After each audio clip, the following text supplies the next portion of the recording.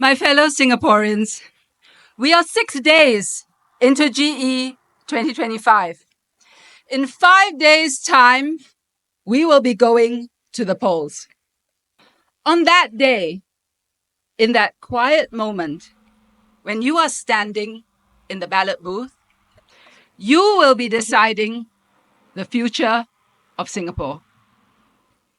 That vote that you cast will decide what path our nation takes, what kind of society we will be, and which political party will form the government.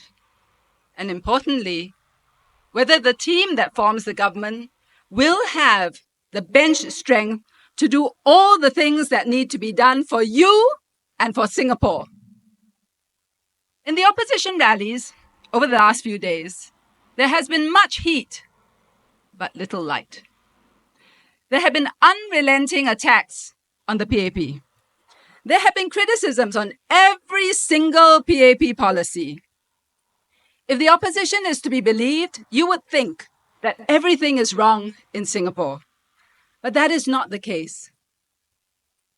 Look around us. Look at what's happening in the world. And look at us here. In a world that is roiling with geopolitical tension, we are an oasis of peace and stability. The very fact that all of you can stand here side by side, multiracial, multi-religious, is testimony to that.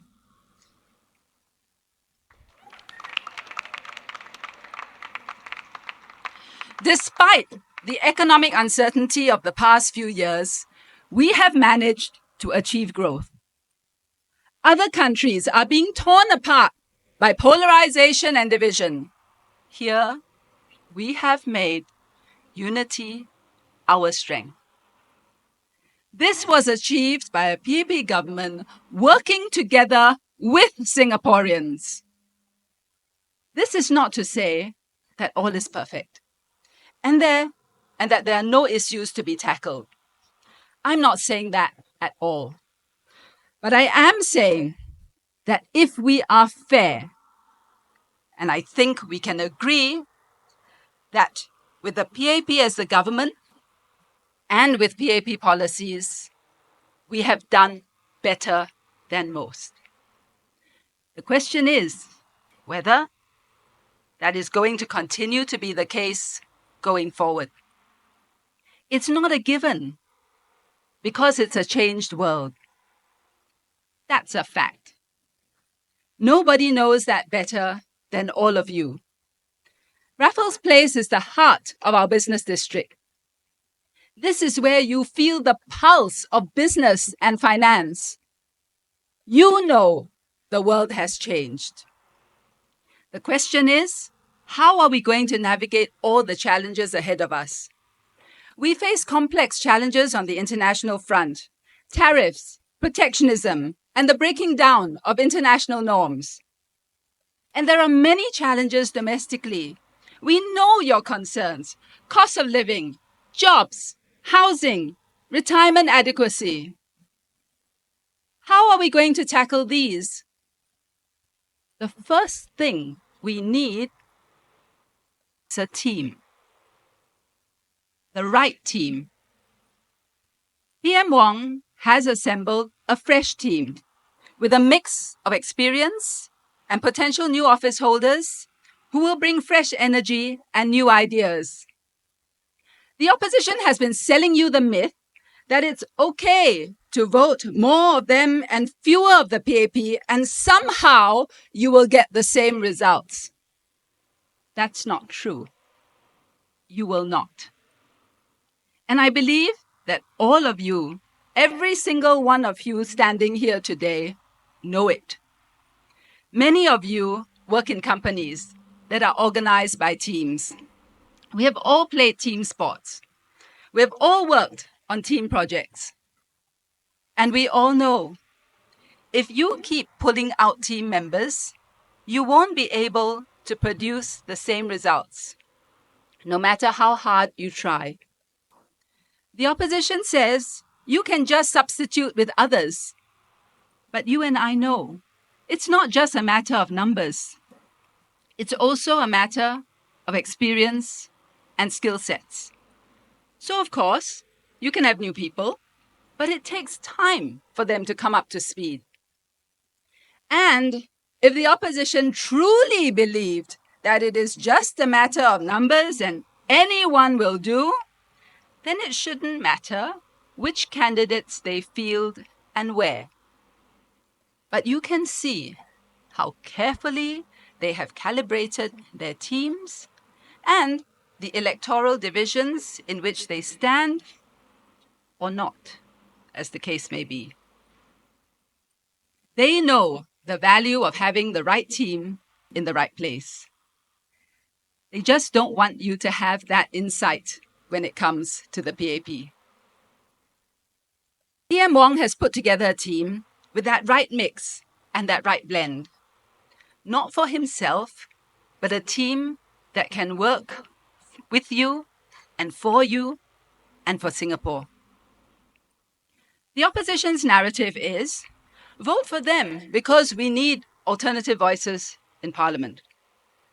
They make it seem as if it is a binary choice, as if voting PAP means that there won't be opposition voices in Parliament. But that's not true. What the opposition never mentions is that having alternative voices in Parliament is guaranteed. And it was the PAP that made sure of that. We amended the Constitution so that no matter what, there will always be at least 12 opposition members in Parliament. And the opposition has not hesitated to take full advantage of this provision to their benefit, but they never tell you that.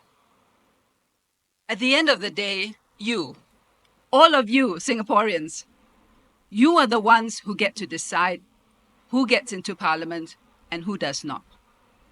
You are the ones who will decide who are constituency MPs and who are non-constituency MPs. But it is important for you to know that it is never the case that there will be no alternative voices in Parliament. It is not a binary choice. But what is really even more important than opposition providing an alternative voice is your voice. That is what matters to the PAP. As government, we carried out the Forward SG exercise so that we could hear directly from you. As a party, we walked the ground and we listened to you to understand your concerns, your hopes, your fears, and your aspirations. We are determined to address all of these and the many other challenges that lie ahead with fresh resolve. We have set out in our manifesto our plans for the future based on what you have told us, and we have designed the policies and the programs to achieve our shared vision. We know that cost of living is on top of people's minds. The opposition has sought to make an issue of GST. We've explained why it was necessary to fund healthcare costs for an aging population. And the bulk of GST is collected from high earners, tourists, and foreigners, and this revenue collected is used for Singaporeans. And we have buffered Singaporeans against the GST increase with the assurance package, effectively delaying its impact for 10 years for the lower income and 5 years for the middle income. The cost pressures we are feeling now are mainly externally driven. We will continue to provide support to shield Singaporeans from the full impact of this. We have CDC vouchers, GST vouchers, cash payouts, utilities rebates for household expenses, and more. We have lowered preschool fees and enhanced support for large families. Education and healthcare are heavily subsidized. Each item taken by itself may not seem as much, but when you add it up, it is substantial. We know that Singaporeans worry that this help maybe just temporary. But for the PAP, our assurance is that we will provide support for as long as necessary. But we also understand your desire for assurance that you can afford things on your own without support. And that is why our other big focus is the economy, generating jobs, and finding ways to allow you to earn higher incomes. We will work on helping students to get internships and to help fresh graduates to find jobs. We will also do more for older workers, especially those who have lost their jobs. We know that when you lose your job at an older age, it is harder to find another one. It is also hard to retrain. We know that. The Skills Future Level Up program is designed specifically for this group. But we will also work with employers to encourage them to give older PMETs and workers a chance to see the value in you and your life experience and to give you more employment opportunities. On housing, we are on track to launch 100,000 new flats between 2021 and 2025, as we had promised. This is no mean feat, considering that our construction schedule was set back several years by COVID. And we will build more than 50,000 new flats in the next 3 years. The new HDB classification framework will help keep BTOs affordable and accessible in all areas of Singapore. And we are also working on more options for singles. These are just some of the things that we want to do for Singaporeans and for Singapore. The full plans are laid out in our manifesto. And contrary to what some claim, our manifesto is not short on specifics or substance. Our manifesto says all that it needs to say. It sets out the outcomes that we want to achieve. And this is enough.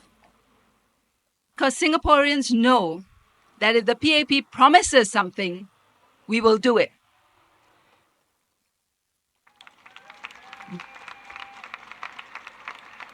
Thank you. This is proven by our track record. At the end of the manifesto, you will see a section. It's called Promises Made and Promises Kept.